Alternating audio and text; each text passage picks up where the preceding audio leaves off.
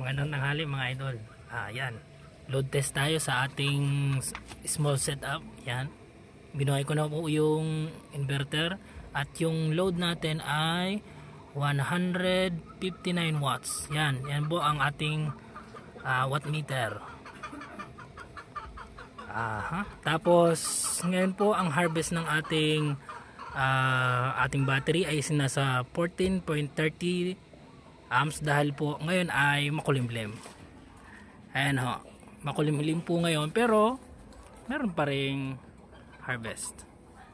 Yan. 158 watts ang ating load. Tingnan natin guys kung ano yung load ko. Yeah. Tingnan natin, yan naka-extension lang po yan. Yan.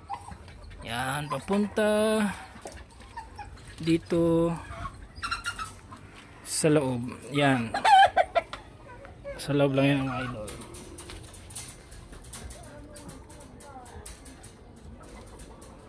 Tapos pasok tayo dito sa aming bahay. Ito po yung ating extension galing doon sa solar panel. Lumusot lang po. Yan.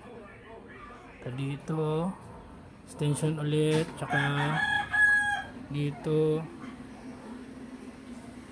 Tsaka ito. Ang load natin ay TV, electric fan, at isa pang electric fan. Yan. Ang oras nga ng idol ay 11:41. Okay, thank you.